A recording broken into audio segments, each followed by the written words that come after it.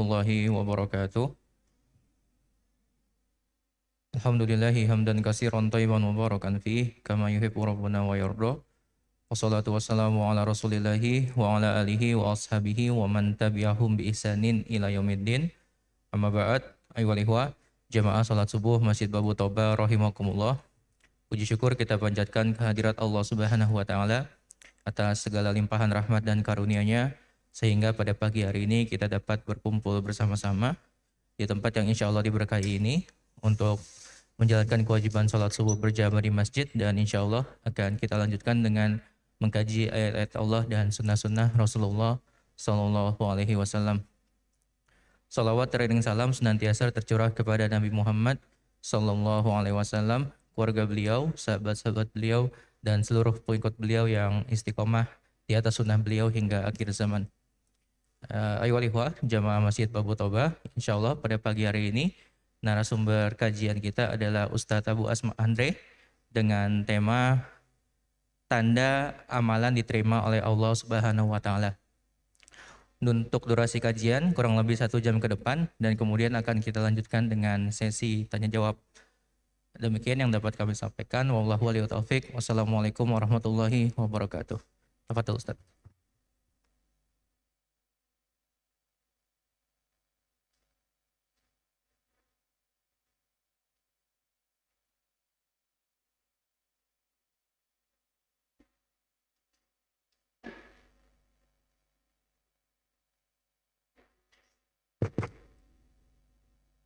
Bismillah.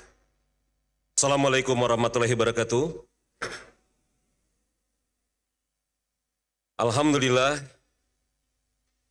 Alhamdulillah hamdan katsiran thayyiban barakan fih kama yuhibbu rabbuna wa yarda. Wa asyhadu an la ilaha illallah wahdahu la syarikalah. Wa asyhadu anna Muhammadan abduhu rasulullah nabiyya ba'da ma ba'du. Raditu billahi rabba wa bil islami dina wa bi Muhammad nabiyya wa rasulah. Segala puji bagi Allah Subhanahu wa taala yang telah memberikan kepada kita berbagai macam nikmat, nikmat Islam, nikmat iman, nikmat sehat walafiat, dan nikmat pada hari ini Allah Subhanahu wa taala pertemukan kita di Masjid Babu Taubah Kemang Pratama, dan kita meminta kepada Allah Subhanahu wa taala agar pertemuan ini pertemuan yang Allah Subhanahu wa taala cintai, dan apabila nanti kita berpisah, perpisahan yang Allah Subhanahu wa taala ridhoi dalam keadaan semakin bertambah baik, bertambah ilmu, bertambah iman, dan bertambah amal-amal soleh. Jemaah rahimani wa rahimakumullah, amal yang dilakukan oleh seorang hamba di dalam usahanya mendekatkan diri kepada Allah Subhanahu wa taala tidak lepas dari 3 hal yang harus diperhatikan. Hal yang pertama, yakni syarat diterimanya suatu amal. Jangan sampai kemudian seorang muslim melakukan suatu amal, akan tetapi amalnya tidak diterima oleh Allah Subhanahu wa taala dengan sebab dia tidak memenuhi persyaratan diterimanya suatu amal. Amal agar diterima oleh Allah Subhanahu wa taala, dia memiliki 2 atau 3 syarat. Yang pertama, pelakunya harus seorang muslim. Yang kedua, ketika dia mengerjakannya ikhlas karena Allah Subhanahu wa taala. Adapun yang ketiga, ketika dia mengerjakannya mengikuti tuntunan syariat Allah Subhanahu wa taala dan Rasulnya. 3 syarat diterimanya suatu amal. Hal yang kedua yang harus diperhatikan seorang muslim ketika dia mengerjakan amal soleh, khususnya setelah dia mengerjakan suatu amal, adalah jangan sampai kemudian dia melakukan pembatal ganjaran pahala atas suatu amal. Jangan sampai kemudian ketika amalnya telah diterima oleh Allah Subhanahu wa taala, Allah Subhanahu wa taala telah memberikan kepadanya ganjaran pahala, tetapi karena kelalaiannya, kealfaannya, dia melakukan hal yang dengan sebab itu ganjaran pahalanya dibatalkan oleh Allah Subhanahu wa taala. Di antara hal yang membatalkan pahala amal, khususnya amal sedekah, infak, zakat dan yang semisalnya, adalah sebagaimana Allah Subhanahu wa taala berfirman, la tubtilu shadaqatikum bil mani wal aza. Janganlah kalian batalkan pahala amal kalian, pahala sedekah kalian dengan mengungkit-ungkit pemberian dan menyakiti hati orang yang menerima. Ayat ini secara jelas dan tegas menunjukkan kepada kita bahwasanya pahala suatu amal itu bisa dibatalkan oleh Allah Subhanahu wa taala.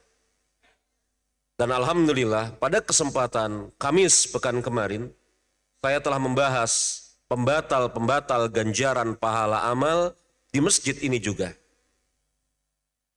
Di kajian Kamis ba'da duha menjelang waktu zuhur. Silahkan kemudian melihat kepada kanal YouTube Masjid Babu Taubah, insyaallah ta'ala ada di sana. Saya bahas pembatal-pembatal ganjaran pahala suatu amal. Kemudian hal yang ketiga yang mesti diperhatikan oleh seseorang hamba ketika dia beramal adalah dia memperhatikan tanda-tanda diterimanya amal soleh. Mengetahui tanda-tanda diterimanya amal soleh ini sungguh sangat bermanfaat. Ditinjau dari bagi orang yang dia menjumpai bahwasanya di antara tanda-tanda amal soleh tersebut ada pada dirinya, maka dia akan bersyukur kepada Allah Subhanahu wa taala dan tidak kemudian merasa cukup, merasa puas. Kalau dia jumpai ternyata di antara tanda-tanda diterimanya amal soleh ada pada diri dia, maka dia akan merasa bersyukur kepada Allah Subhanahu wa taala dan jangan pernah merasa puas. Karena amal soleh, kemampuan mengerjakan amal soleh adalah suatu nikmat dari Allah Subhanahu wa taala. Maka orang-orang soleh dari kalangan para nabi dan rasul maupun mereka yang mengikuti para nabi dan rasul selalu menyandarkan nikmat kepada Allah Subhanahu wa taala dengan ucapan-ucapan yang masyhur. Di antara mereka mengatakan haza min fadlir rabbi. Di antara mereka mengatakan la haula wala quwata illa billah. Mereka sandarkan kemampuan untuk mengerjakan amal soleh kepada Allah Subhanahu wa taala.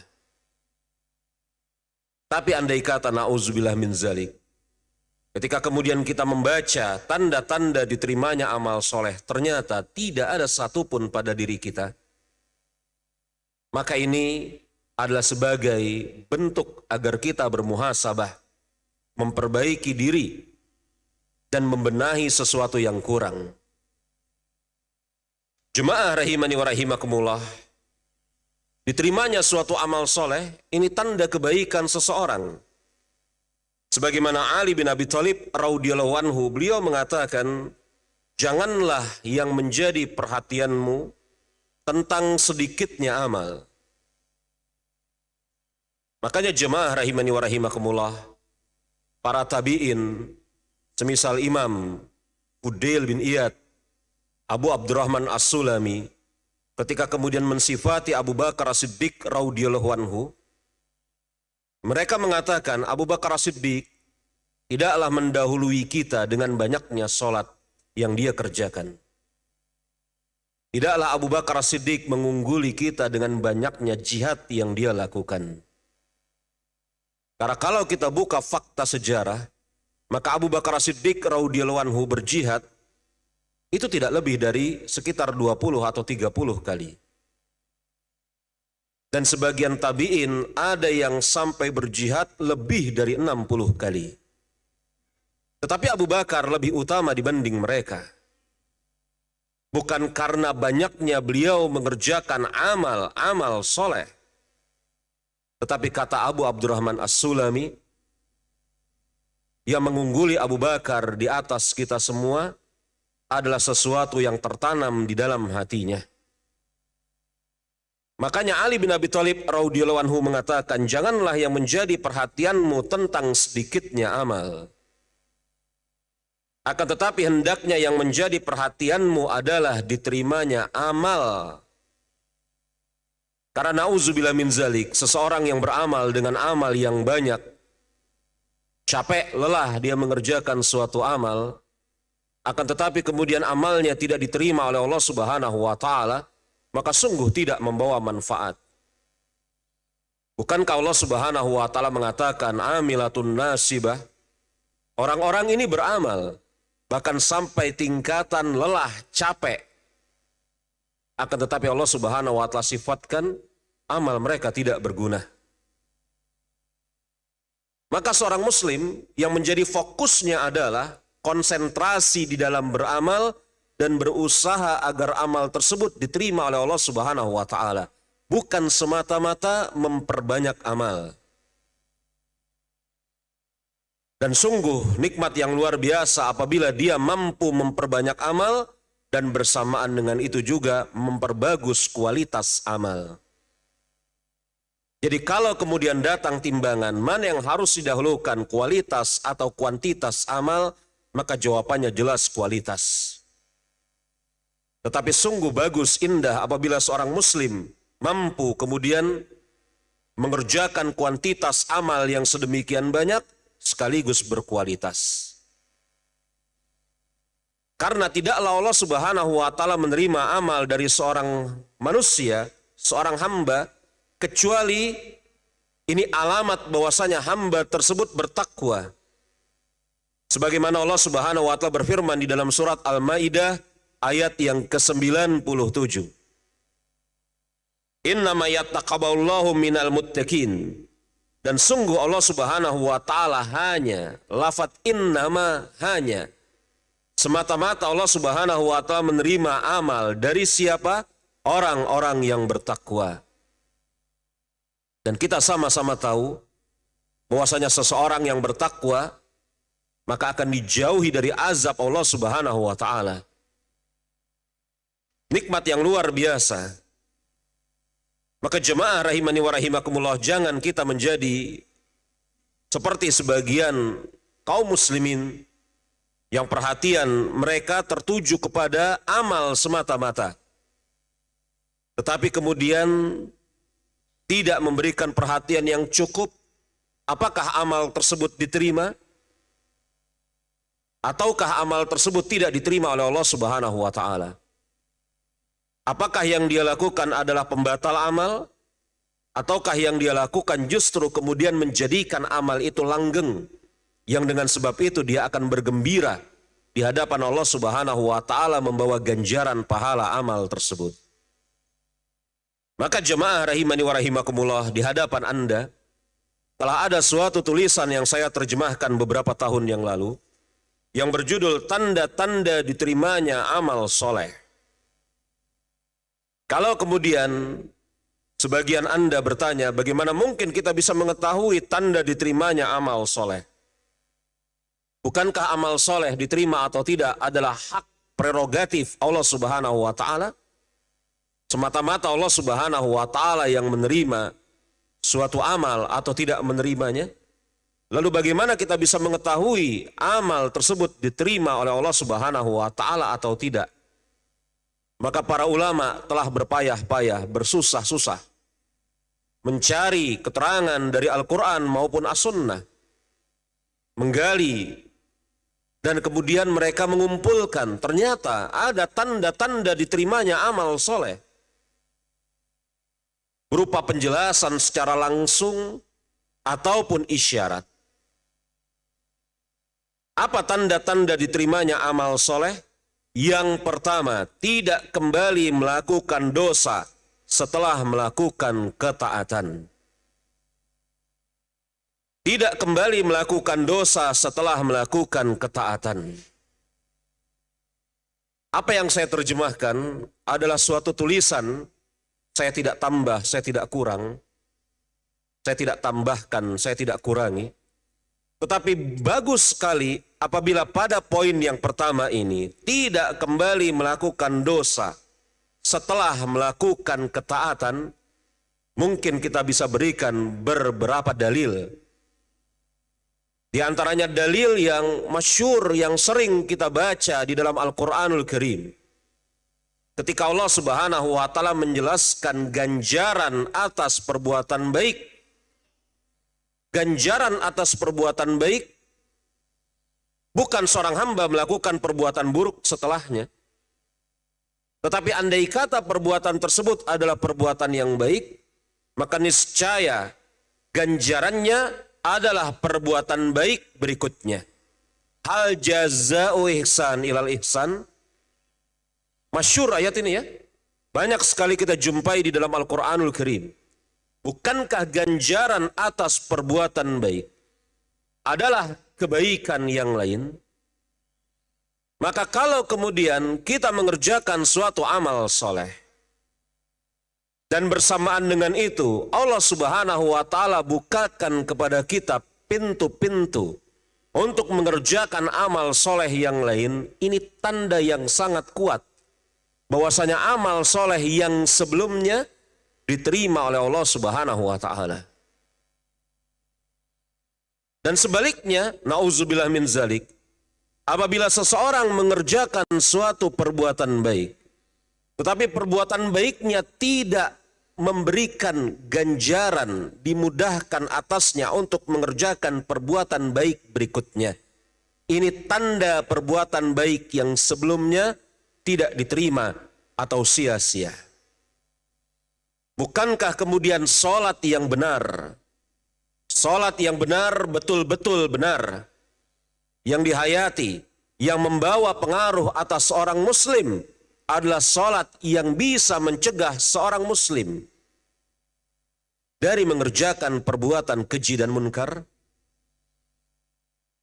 Jadi apabila kemudian seorang muslim dia mengerjakan sholat, tetapi setelah dia mengerjakan sholat tersebut tidak membawa bekas atas dirinya, dia masih kemudian tergerak untuk mengerjakan perbuatan keji maupun munkar, ini alamat yang sangat kuat sholatnya tidak benar, tidak diterima oleh Allah Subhanahu wa Ta'ala. Karena sholat yang benar, apa kata Allah Subhanahu wa Ta'ala? Tanha anil fakhsyai wal munkar. Maka yang pertama, tidak kembali melakukan dosa setelah melakukan ketaatan. Ini bukan berarti menunjukkan seorang hamba yang amalnya diterima oleh Allah Subhanahu wa Ta'ala setelahnya tidak mengerjakan dosa sama sekali. Bukan seperti itu. Karena tidak ada yang mungkin seorang hamba melakukan hal seperti ini. Karena terbebas dari perbuatan dosa hanya milik para nabi dan rasul. Tetapi sudah barang tentu antara seseorang yang menjaga diri dari perbuatan dosa dengan seseorang yang menggampangkan untuk melakukan perbuatan dosa, ada jarak yang sangat jauh antara timur dan barat. Makanya di sana Yahya bin Mu'adz, seorang ulama dari kalangan tabi'in atau tabi'ut tabi'in, mengatakan, siapa yang beristighfar dengan lisannya beristighfar, namun hatinya berangan-angan untuk mengerjakan kemaksiatan, tekadnya ingin kembali melakukan kemaksiatan setelah lewat bulan Ramadan, maka tertolak puasanya dan pintu penerimaan amal tertutup atasnya. Maka coba kita muhasabah diri kita di bulan Ramadan ini. Apa yang menjadi cita-cita kita nanti di bulan Syawal? Apakah kita akan dalam tanda kutip menyeret nilai-nilai Ramadan, madrasah Ramadan di luar bulan Syawal? Atau kemudian na'udzubillah min zalik, kita tinggalkan nilai-nilai bulan Ramadan di tanggal 30 dari bulan Ramadan. Adapun di bulan Syawal, na'udzubillah, dia akan menjadi orang yang bahkan lebih buruk sebelum datangnya Ramadan. Lihat ucapan Yahya bin Mu'adz. Kemudian di antara tanda diterimanya amal soleh yang kedua, adalah rasa khawatir jika amalnya tertolak. Rasa khawatir jika amalnya tertolak. Seorang hamba, dia wajib memiliki prasangka baik kepada Allah Subhanahu wa taala. Tetapi prasangka yang baik yang merupakan bagian dari keimanan, prasangka yang baik kepada Allah Subhanahu wa taala yang merupakan bagian dari keimanan tidak boleh lepas dari rasa harap, rasa cinta, dan rasa takut. Bahkan bukan merupakan prasangka yang baik. Seseorang terjatuh kepada kemaksiatan, kemudian bersamaan dengan itu, dia mengharap ampunan Allah Subhanahu wa taala tanpa ada usaha untuk memperbaiki diri.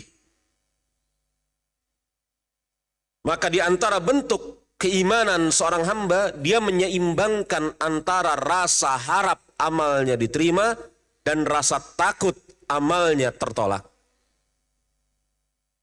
Karena kata para ulama, iman berporos pada 3 hal: cinta, harap, dan takut. Rasa takut amalnya diterima. Jemaah rahimani wa rahimakumullah. Iya. Ada atsar hadis yang luar biasa indah sekali dari Aisyah radhiyallahu anha.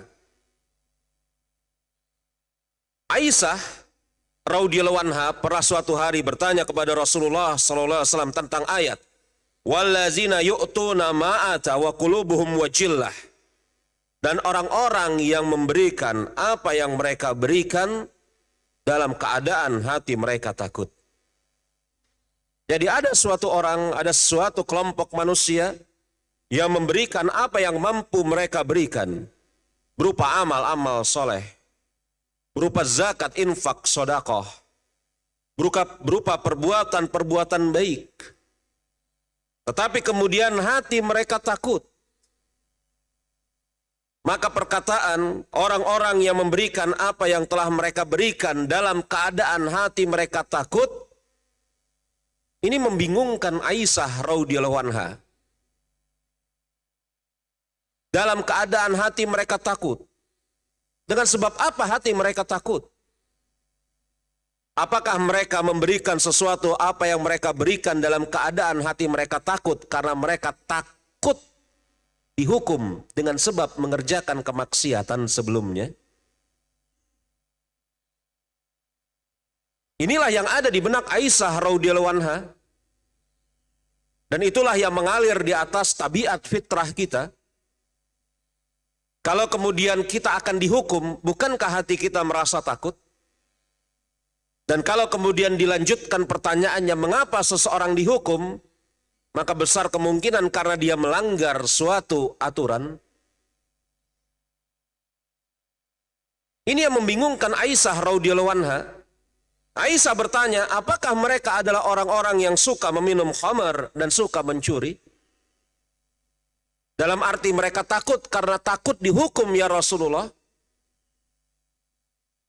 Beliau bahkan Rasulullah bersabda, bukan wahai anak perempuan as-siddiq.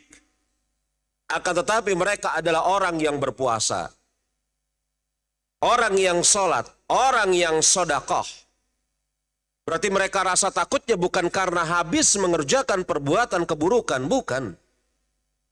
Tetapi rasa takut yang ada pada diri mereka justru muncul setelah mengerjakan perbuatan baik. Coba jemaah rahimani wa rahimakumullah, kapan di antara kita setelah mengerjakan perbuatan baik, amal soleh, kita merasa takut amal kita tidak diterima oleh Allah Subhanahu wa taala? Bahkan na'udzubillah min zalik, seorang muslim ada di antara mereka yang habis mengerjakan perbuatan buruk merasa aman dari azab Allah Subhanahu wa taala.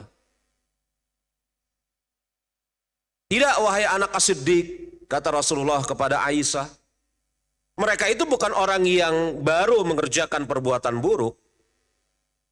Bahkan mereka adalah orang yang terbiasa sholat, terbiasa sodakoh, terbiasa berpuasa, yakni terbiasa mengerjakan perbuatan-perbuatan baik.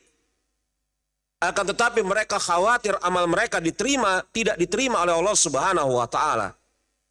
Yang dengan sebab itu, ini buah dari rasa takut amalnya tidak diterima oleh Allah Subhanahu wa taala, Apa kata Rasul?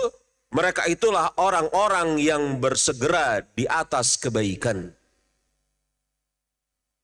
Maka jemaah, kalau datang pertanyaan bagaimana cara kita memacu diri agar kemudian bisa bersemangat di dalam ibadah, maka jawabannya diantaranya ada di dalam hadis ini. Yakni apa? Merasa takut amalnya tidak diterima oleh Allah Subhanahu wa Ta'ala. Karena kata Rasulullah, mereka khawatir amal mereka tidak diterima oleh Allah Subhanahu wa Ta'ala. Ketika mereka khawatir amalnya tidak diterima oleh Allah, maka apa yang mereka tumbuhkan dari rasa takut tersebut? Maka yang mereka tumbuhkan dari rasa takut tersebut adalah bersegera memperbanyak melakukan amal kebaikan. Di antara tanda amal soleh diterima oleh Allah Subhanahu wa Ta'ala yang ketiga, diberikan taufik, petunjuk untuk mengerjakan amal soleh yang lain setelahnya. Jemaah rahimani wa rahimakumullah, sebagaimana yang telah kita bacakan ayatnya tadi, Allah Subhanahu wa Ta'ala berfirman, hal jazau ihsan ilal ihsan. Tidaklah ganjaran kebaikan melainkan kebaikan berikutnya. Maka ini menunjukkan bahwasanya tanda diterimanya amal soleh adalah Allah Subhanahu wa Ta'ala berikan taufik kepada hamba tersebut untuk mengerjakan amal soleh yang berikutnya. Dan ada pembahasan yang bagus sekali dari Imam Ibn Rajab. Dalam kitab beliau, Lataiful Ma'arif. Ketika menjelaskan tentang faidah puasa 6 hari di bulan Syawal. Hadisnya sahih riwayat Imam Muslim.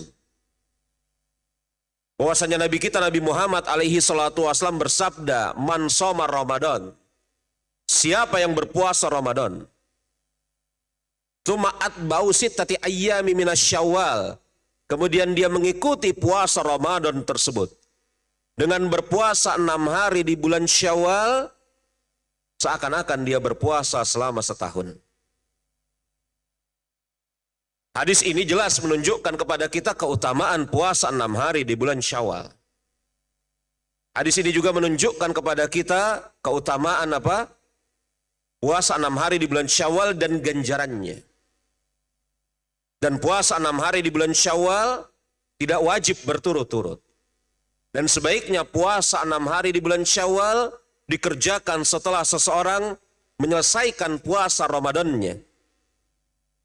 Yang dimaksud menyelesaikan puasa Ramadan termaksud menyelesaikan qadanya. Tetapi di sana ada pembahasan yang indah dari Imam Ibn Rajab. Beliau mengatakan hadis ini merupakan isyarat yang sangat kuat. Apabila seorang hamba diberikan taufik, ilham oleh Allah Subhanahu wa Ta'ala untuk mengerjakan puasa 6 hari di bulan Syawal, maka ini tanda alamat yang sangat kuat puasa Ramadannya diterima. Karena puasa 6 hari di bulan Syawal adalah amal soleh. Amal soleh yang merupakan ganjaran atas amal soleh yang dilakukan sebelumnya.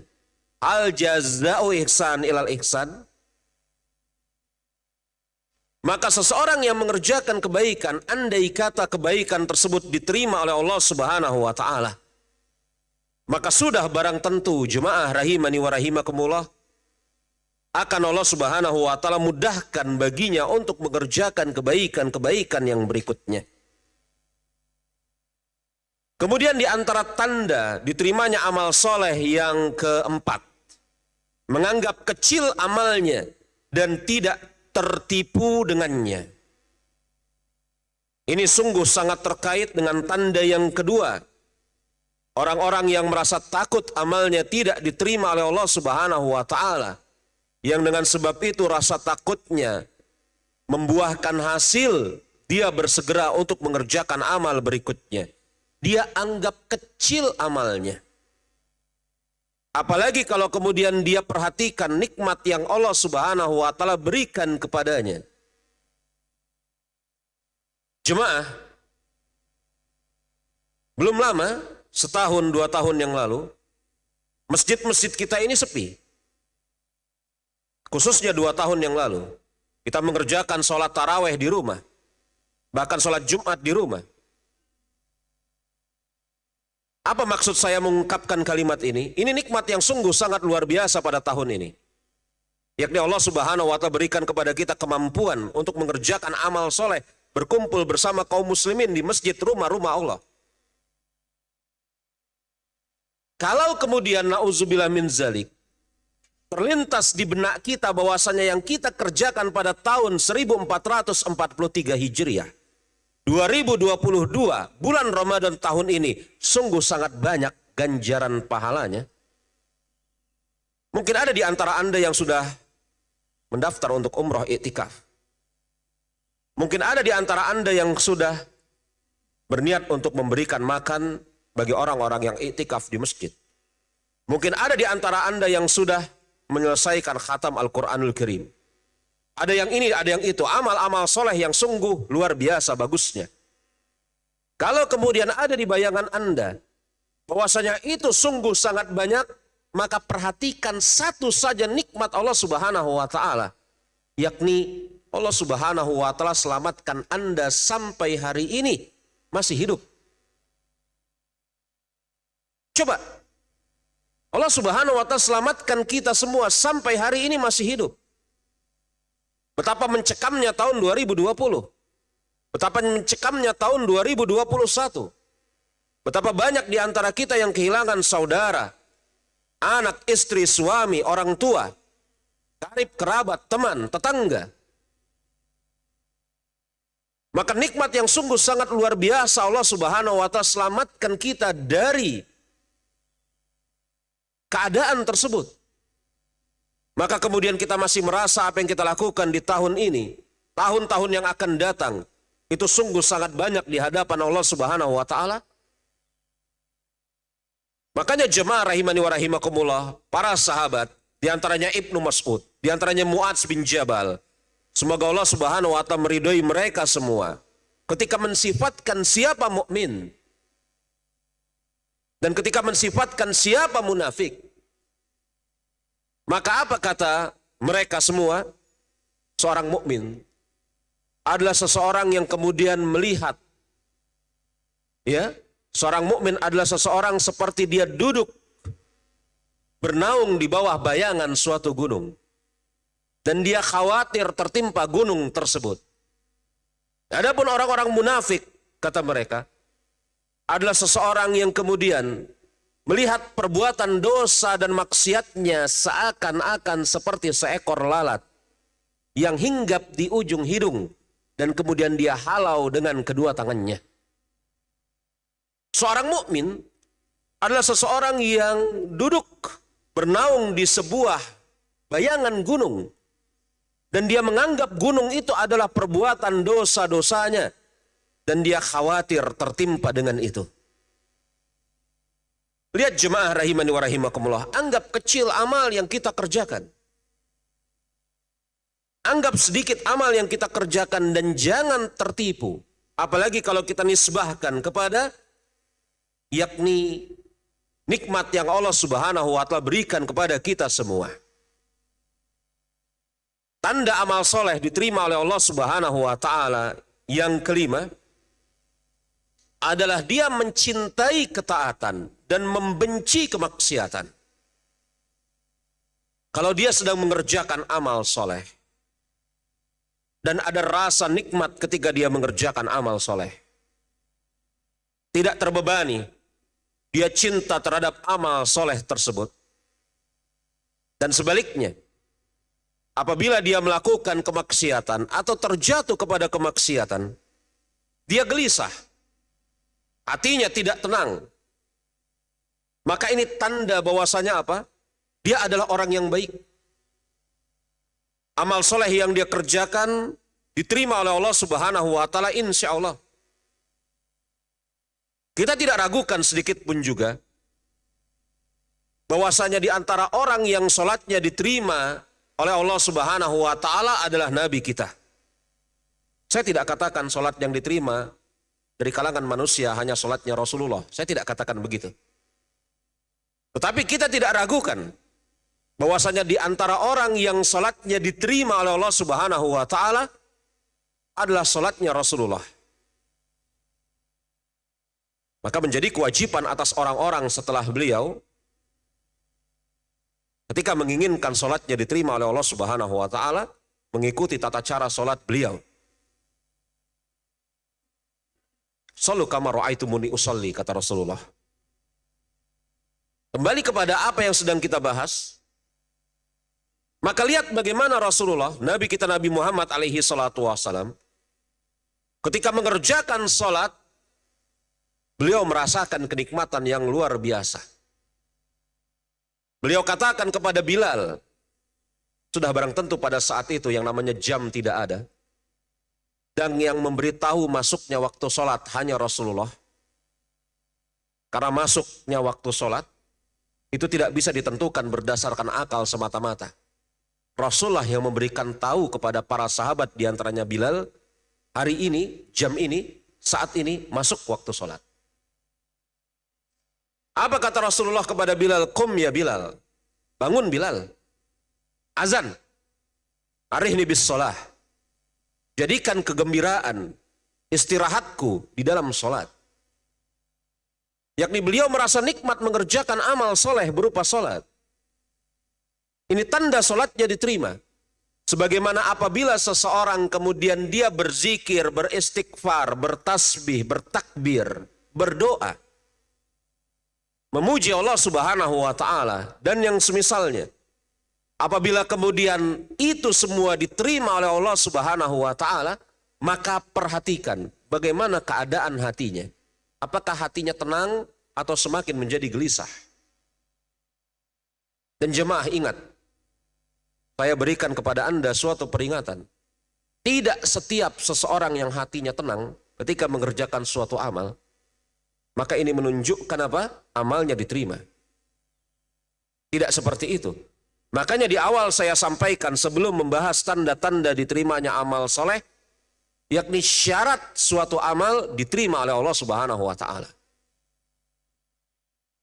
Ini sesuatu yang tidak bisa dilepaskan. Karena banyak orang-orang yang kemudian keluar tersesat dari jalan yang benar, ketika mengerjakan suatu kebatilan, dia merasa kebatilan tersebut sesuatu yang hak dan hatinya tenang. Ini tidak menunjukkan ketenangan hati yang dilakukan oleh orang-orang tersebut. Alamat di antara alamat amalnya diterima. Tidak. Maka yang namanya mempelajari Islam itu harus kemudian syumul. Yakni menyeluruh, tidak dibahas hanya sepotong saja. Karena ini berbahaya, tanda diterimanya amal soleh misalnya hatinya tenang mengerjakan amal tersebut. Lihat betapa banyak pelaku kemaksiatan ketika mengerjakan kemaksiatan seakan-akan hatinya tenang. Ini pun pernah digugat oleh seorang Yahudi kepada Ibnu Umar, oleh seorang Nasrani kepada Ibnu Umar. Apa kata orang Yahudi atau orang Nasrani ini kepada Ibnu Umar? Kalian itu, maksudnya adalah kaum muslimin, ini sungguh kaum yang tertipu.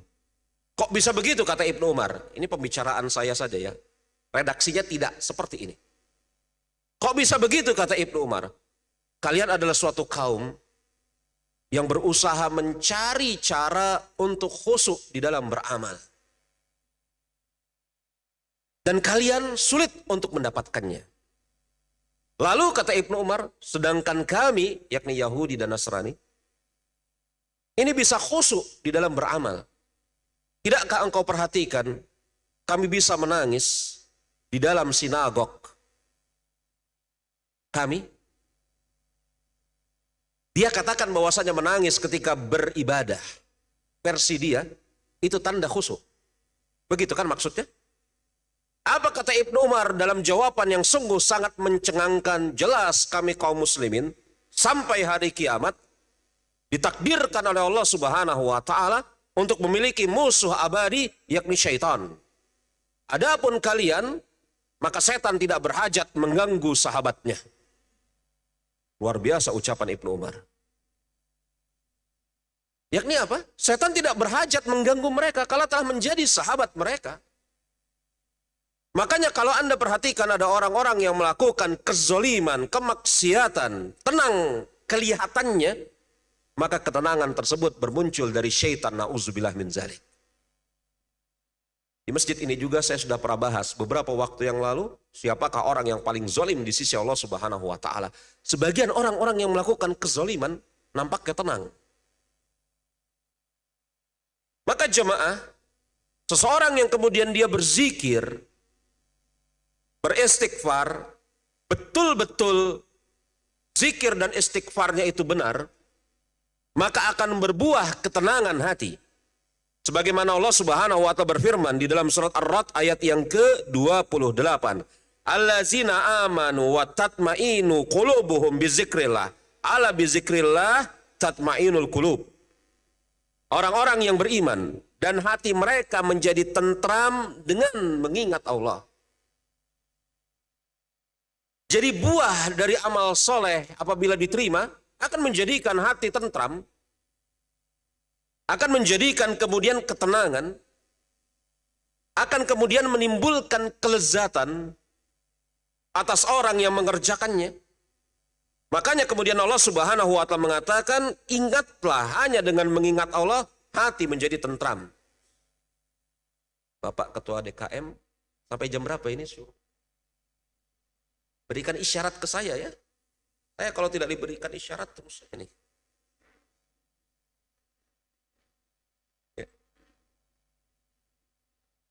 Yang keenam, berikan isyarat kalau sudah mau masuk waktu tanya jawab ya. Yang keenam, banyak berharap dan berdoa. Banyak berharap dan berdoa. Jemaah, terkait dengan puasa Ramadan, insya Allah Anda pernah mendengar kisah yang disampaikan oleh para asatizah. Bahwasanya apa? Bahwasanya orang-orang terdahulu dari kalangan sahabat, tabi'in dan tabi'ut tabi'in. Mereka kehidupannya dalam setahun itu diwarnai dengan nilai-nilai Ramadan. Kok bisa seperti itu? Iya. Setahun sebelum Ramadan, setengah tahun sebelum Ramadan, mereka banyak berdoa kepada Allah agar bisa dipertemukan dengan bulan Ramadan. Adapun setengah tahun setelah bulan Ramadan, maka setengah dengan setengah satu. Setengah tahun setelah bulan Ramadan, mereka banyak berdoa kepada Allah Subhanahu wa Ta'ala agar Allah Subhanahu wa Ta'ala menerima amal-amal mereka. Maka jemaah, walaupun lafaz ini bukan berasal dari sisi Rasulullah, tetapi lafaz ini lafaz yang masyhur dari kalangan para tabi'in.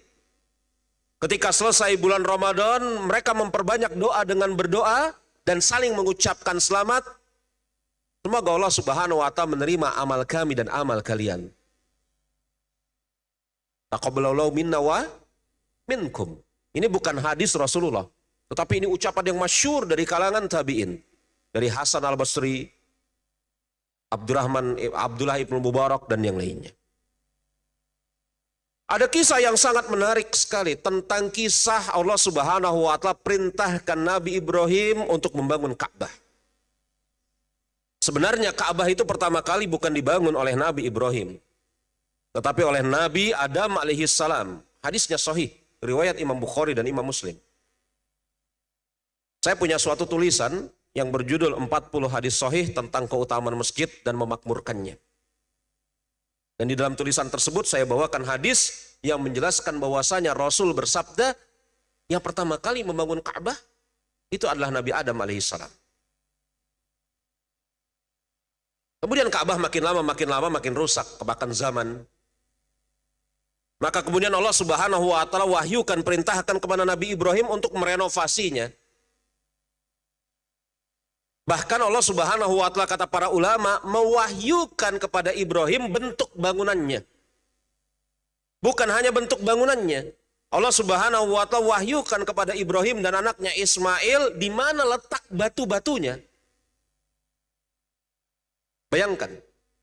Jadi Allah Subhanahu wa Ta'ala wahyukan kepada Nabi Ibrahim untuk membangun Ka'bah, merenovasi. Maka lafadznya qawaida minal baiti, meninggikan, berarti sudah ada bangunannya.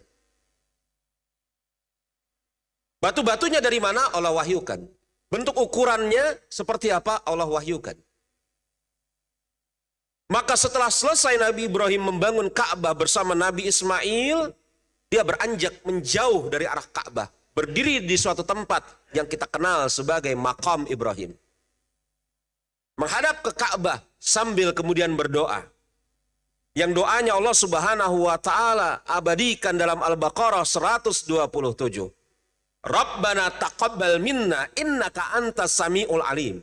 Ya Rabb, terimalah amal kami ini. Sesungguhnya engkaulah yang maha mendengar lagi maha mengetahui. Kalau kita hadirkan pertanyaan, bagaimana mungkin Nabi Ibrahim alaihissalam bisa berdoa seperti ini? Padahal dia membangun Ka'bah atas perintah Allah. Ukurannya Allah wahyukan. Batu-batunya dari mana? Allah Subhanahu wa taala wahyukan. Dan Nabi Ibrahim beserta Nabi Ismail al-Ma'sum, amalnya pasti diterima. Kok tiba-tiba kemudian berdoa dengan doa seperti ini? Rabbana taqabbal minna. Maka kata para ulama jemaah, ini bukan muncul dari kekhawatiran Nabi Ibrahim amalnya tidak diterima. Karena bagaimana mungkin amalnya tidak diterima oleh Allah Subhanahu wa taala, semuanya atas perintah Allah. Tetapi doa ini muncul kata para ulama, ini menunjukkan bahwasanya amalnya telah Allah Subhanahu wa taala terima. Jadi Rabbana taqabbal minna ini bukan meminta, tetapi suatu penegasan. Yakni suatu apa? Suatu wujud syukur kepada Allah Subhanahu wa taala. Ini kalau para nabi dan rasul yang amalnya pasti diterima. Tapi kalau kemudian kita cerminkan kepada kita sebagai manusia biasa yang bukan para nabi dan rasul, maka tanda amal kita diterima, atau supaya amal kita diterima oleh Allah Subhanahu wa taala, kita banyak berdoa kepada Allah Subhanahu wa taala agar amal tersebut diterima. Jemaah coba perhatikan. Dari mana kita atau kapan kita, yakni apa? Berdoa kepada Allah Subhanahu wa taala agar amal kita diterima. Yang ketujuh, dimudahkan untuk melakukan ketaatan dan menjauhi kemaksiatan. Tanda amal diterima adalah dimudahkan untuk melakukan ketaatan dan menjauhi kemaksiatan. Ayatnya insya Allah ta'ala kita sudah banyak menghafalnya, mengetahuinya. Dalam surat Al-Lail ayat yang kelima sampai dengan ayat yang ke-10. Fa'ama man ata wattaqa wa saddaqa bil husna. Adapun orang yang memberikan hartanya di jalan Allah dan dia bertakwa dan membenarkan adanya pahala yang terbaik yakni surga. Perkataan fa'ama man ata wattaqa wa saddaqa bil husna. Ini adalah amal soleh. Adapun yang memberikan hartanya itu amal soleh. Bertakwa amal soleh. Dan membenarkan pahala yang terbaik amal soleh. Terkumpul pada 3 amal ini, amal anggota badan dan amal hati. Memberikan hartanya amal anggota badan. Bertakwa dan membenarkan pahala itu amal hati. Ini akidah Ahlussunnah, bahwasanya amal itu ada di lisan, ada di hati, ada di anggota badan. Siapa yang memberikan hartanya di jalan Allah, membenarkan adanya pahala yang terbaik, siapa yang memberikan hartanya di jalan Allah, bertakwa dan membenarkan adanya pahala yang terbaik, apa ganjarannya? Maka kelak kami, perkataan maka kelak kami, yakni setelah itu, akan kami siapkan baginya jalan yang mudah. Para ulama ahli tafsir berbeda pendapat maknanya apa? Kelak akan kami berikan kepadanya jalan yang mudah. Apa maksudnya jalan yang mudah ini? Para ulama ahli tafsir berbeda menjadi 2 pendapat, tetapi perbedaan mereka tidak bermadarat. Yang pertama, jalan yang mudah untuk mengerjakan amal yang berikutnya. Dan yang kedua, jalan yang mudah di dalam perjalanannya di hari akhir kelak. Dan dua-duanya tidak bertentangan pada hakikatnya. Kalau kemudian kita memperhatikan penafsiran yang pertama, yakni jalan yang mudah untuk mengerjakan amal soleh yang berikutnya, maka ini menunjukkan kepada kita bahwasanya tanda diterima amal soleh seperti sodakoh, takwa, membenarkan ganjaran yang terbaik adalah Allah Subhanahu wa Ta'ala mudahkan baginya jalan untuk mengerjakan amal soleh berikutnya. Kemudian yang ke-8. Ya. Yang ke-8. Mencintai orang-orang soleh dan membenci ahli maksiat. Jemaah rahimani wa rahimakumullah, manusia ya yang mereka memiliki ruh ini cenderung kepada yakni orang-orang yang sekarakter sesifat dengan dia. Nabi kita Nabi Muhammad alaihi salatu wasallam bersabda, al arwahu junudun mujannadah. Ruh itu bagaikan pasukan yang mereka akan berkumpul sesuai dengan tabiat kebiasaannya. Jadi kalau kemudian ada seseorang zahirnya muslim tetapi gerah berkumpul bersama orang muslim, malah suka berkumpul dengan ahli kemaksiatan, maka ini tanda yang sangat besar bahwasanya ada masalah di dalam keimanannya, di dalam amal solehnya. Karena Rasul mengatakan al arwahu junudun mujannadah. Ini ucapan Rasul tidak bisa dibantah. Hadis sahih yang beliau mengucapkannya tidak dari hawa nafsunya. Ruh itu bagaikan pasukan-pasukan yang berkumpul sesuai dengan kecenderungannya masing-masing. Jadi kalau kemudian seseorang dia mencintai orang-orang yang taat, membenci orang-orang yang melakukan kemaksiatan, ini tanda baik di antara diri dia. Dari diri dia, maaf. Makanya kemudian Anas bin Malik menukil suatu hadis yang dikeluarkan oleh Imam Muslim ketika ada orang Arab Badui bertanya kepada Rasulullah, ya Rasulullah, kapan hari kiamat? Rasul berpaling, Arab Badui ini bertanya sampai 3 kali. Pada kesempatan yang ketiga Rasul mengatakan, ma'adatahalaha, apa yang telah engkau persiapkan untuk menjumpai hari kiamat? Orang Arab Badui ini kemudian mengatakan, tidak banyak yang aku persiapkan ya Rasulullah. Sedikit sekali amal-amalku. Tetapi mudah-mudahan dengan sebab cintaku kepada Allah, kepada Rasulnya, kepada Abu Bakar dan Umar, Allah Subhanahu wa Ta'ala jadikan aku bersama mereka. Apa kata Rasul? Menutup ucapannya yang didengar baik oleh Anas bin Malik, anta ma'amam ahbabtah. Sesungguhnya engkau akan bersama orang yang engkau cintai. Sesungguhnya engkau akan bersama orang yang engkau cintai. Maka memang betul kita tidak mungkin bisa beramal seperti amalnya Abu Bakar, amalnya Umar. Tetapi jangan sampai salah mencintai sosok-sosok tertentu. Kemudian yang ke-9, banyak beristighfar. Banyak beristighfar, istighfar itu penting sekali ya jemaah. Yang kita tahu biasanya istighfar itu adalah memohon ampun kepada Allah Subhanahu wa Ta'ala atas perbuatan dosa. Tetapi tidakkah kita mengetahui bahwasanya istighfar itu juga fungsinya adalah menambal kekurangan dari amal soleh yang kita kerjakan? Ini fungsi istighfar kata para ulama semisal Imam Al-Ghazali. Istighfar itu yang ada di benak kita kebanyakannya apa? Diucapkan ketika kita mengerjakan perbuatan dosa, betul? Tetapi kata Imam Ghazali dalam Ihya, fungsi istighfar diantaranya adalah untuk menambal kekurangan amal soleh yang kita kerjakan. Kita lihat bersama-sama. Coba. Seseorang yang payah dia mengerjakan ibadah haji, capek, lelah. Kemudian setelah selesai dia mengerjakan ibadah haji, dia mengatakan apa?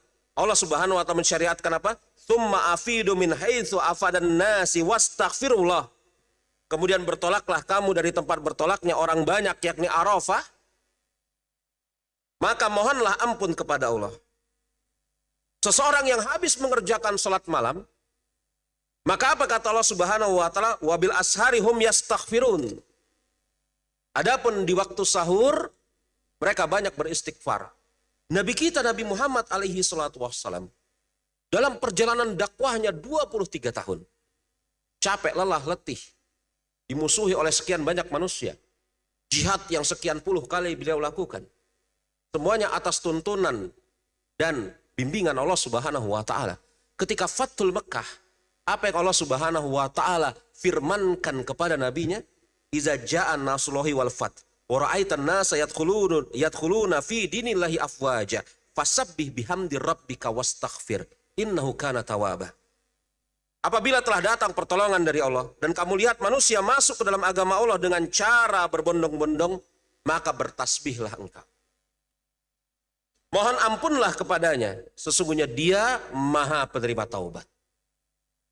Yakni Rasul menjalani dakwah 23 tahun siang malam. Di penghujung dakwahnya, Allah Subhanahu wa taala tetap ingatkan nabinya untuk beristighfar kepada Allah Subhanahu wa taala. Kemudian yang ke-10, continue di dalam melakukan amal soleh. Karena apa jemaah?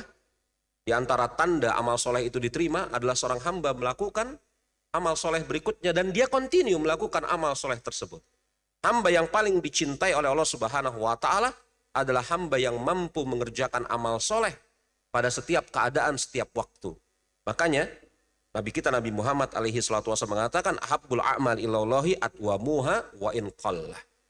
Amal yang paling dicintai oleh Allah adalah amal yang dikerjakan secara kontinu rutin walaupun sedikit. Ini 10 tanda-tanda diterimanya amal soleh yang kemudian makalahnya sudah saya bagikan, mudah-mudahan nanti bisa dibagikan kepada jemaah dan pembahasan kita tutup sampai di sini. Iya, Ustaz. Siap, kalau misalnya. Saya persilakan. Alhamdulillahirrahmanirrahim. Jazakallahu khairan wa barakallahu fiik Ustaz atas materi yang disampaikan pada pagi hari ini. Selanjutnya kepada para jamaah yang memiliki pertanyaan kami persilakan.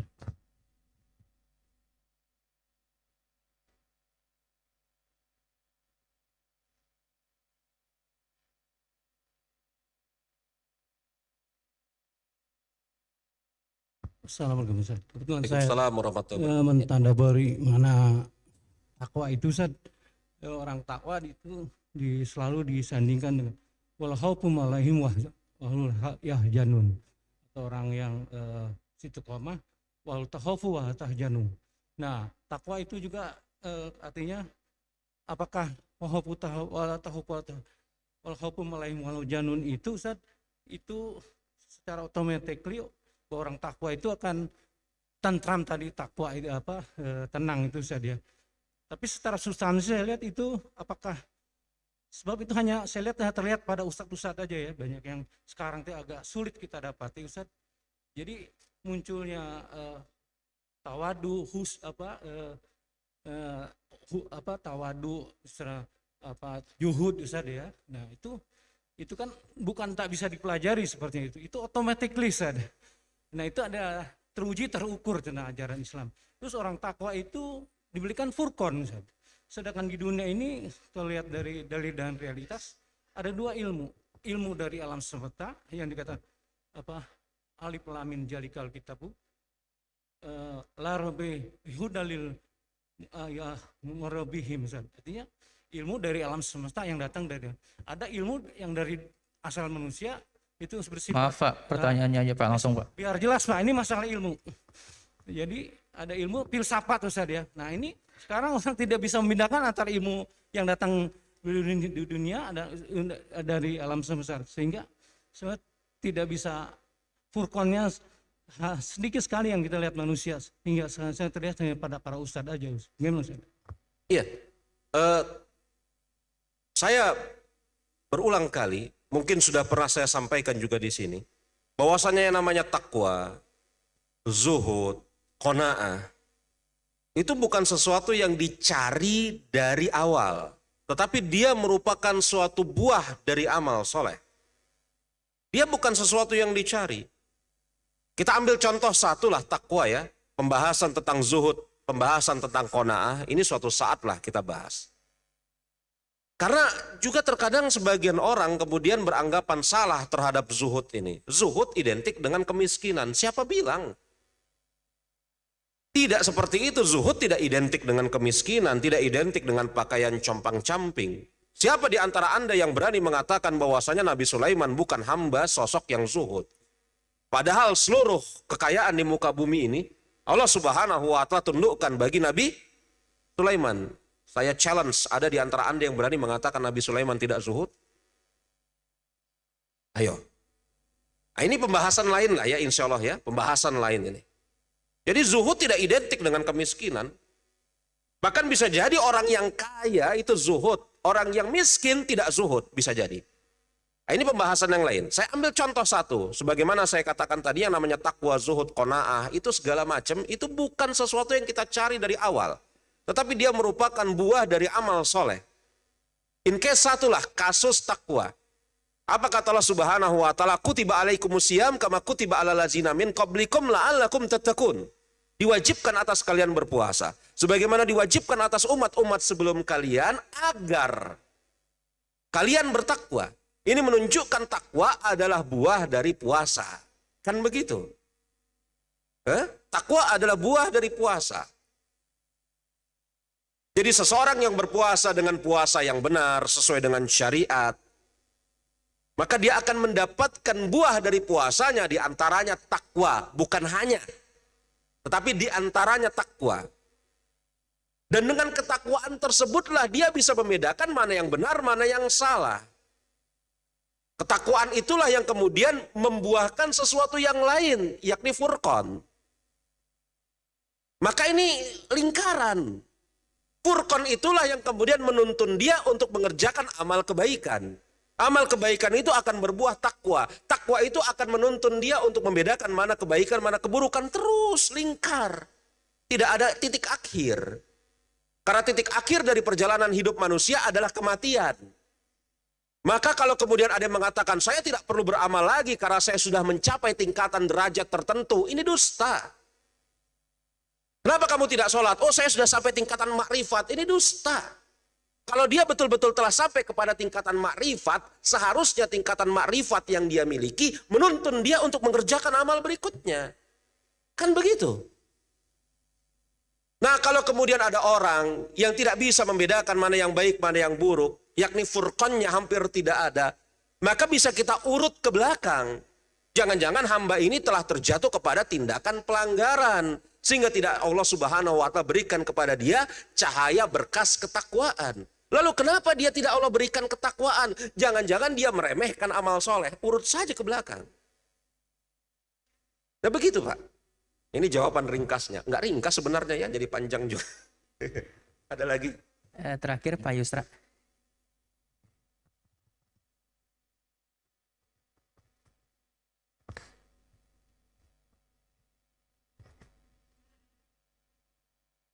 Yang mana itu? Assalamualaikum warahmatullahi wabarakatuh.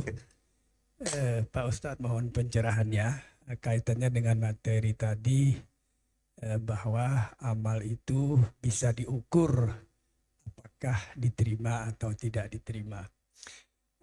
Tapi saya pernah mendengar satu bahasan dari teman-teman yang secara lahiriah kegiatannya itu condong tidak dalam ketaatan.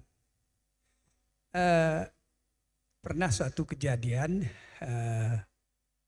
di hadapan beliau itu ada masyarakat yang merendahkan agama Islam.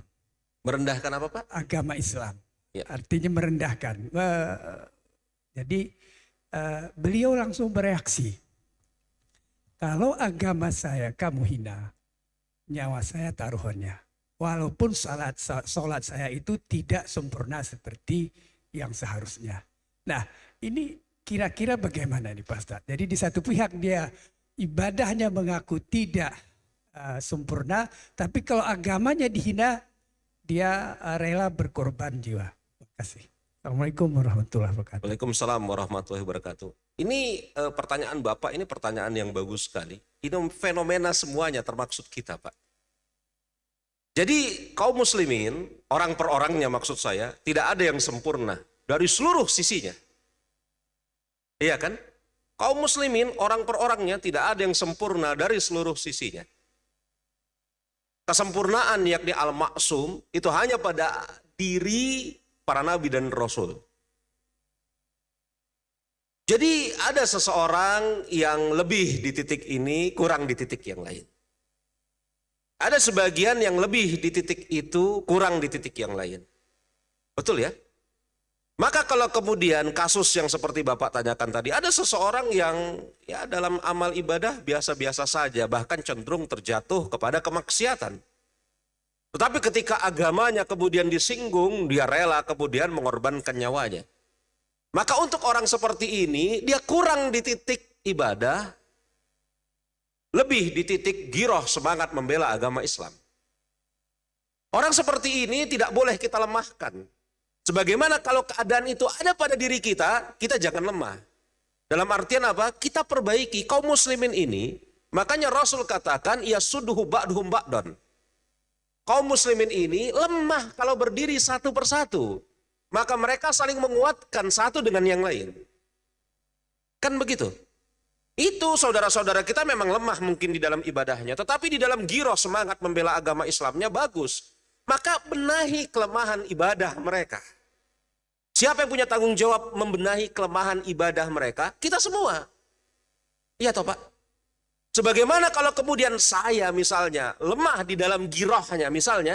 Maka apa? Anda termasuk diri saya sendiri, harus kemudian mendidik agar kita bisa giroh di dalam semangat membela agama. Dan sudah barang tentu perkataan lemah di dalam beramal dibenahi. Giroh di dalam membela agama, ini semuanya harus dibingkai di atas bingkai syariat. Jangan sampai kemudian membenahi orang yang lemah di dalam beramal dengan cara yang salah. Karena mungkin, na'udzubillah, ada orang yang berusaha membenahi orang yang lemah di dalam beramal, tetapi tidak dibingkai syariat. Betul? Ada orang yang kemudian giroh di dalam membela agama, tetapi kebablasan, salah. Iya kan? Dengan melakukan tindakan-tindakan yang membahayakan bahkan bagi kaum muslimin. Nah ini, maka disitulah fungsi apa? Nasihat. Makanya Rasul mengatakan ad-dinu nasihah, agama ini nasihat. Allah Subhanahu wa taala mengatakan watawassaw bil haqq, saling menasehati di atas kebenaran. Jadi kalau ada saudara kita melakukan kesalahan, iya salah dia sebagaimana saya salah. Hah? Kalau ada saudara kita melakukan kebaikan, ya mereka unggul di titik itu yang saya tidak punya. Kesalahan mereka kita perbaiki, sebagaimana kesalahan saya perbaiki. Semuanya diperbaiki di dalam bingkai syariat. Begitu Pak. Muslim itu satu. Allah Subhanahu wa taala persatukan kita di atas dasar agama Islam, Al-Quran dan As-Sunnah. Rabb yang satu, Allah yang satu. Kalau ada penyimpangan, perbaiki. Jangan dilemahkan. Begitu. Allahu a'lam bishawab. Kita tutup sampai di sini. Subhanakallahumma wa bihamdika asyhadu an la ilaha illa anta astaghfiruka wa atubu ilaik. Alhamdulillahirabbil alamin. Assalamualaikum warahmatullahi wabarakatuh. Saya kembalikan. Waalaikumsalam warahmatullahi wabarakatuh. Alhamdulillahirabbil alamin. Jamaah rahimakumullah, kami kembali mengundang untuk bisa hadir pada kajian besok Sabtu pada subuh bersama Ustadz Kustadi Ali Patada dengan tema kaidah kehidupan di dalam Al-Qur'an. Kemudian pada hari Ahad pada subuh bersama Ustadz Abu Izi dengan tema kemuliaan Islam. Demikian beberapa maklumat yang dapat kami sampaikan. Wallahu a'lam bishawab. Wassalamualaikum warahmatullahi wabarakatuh.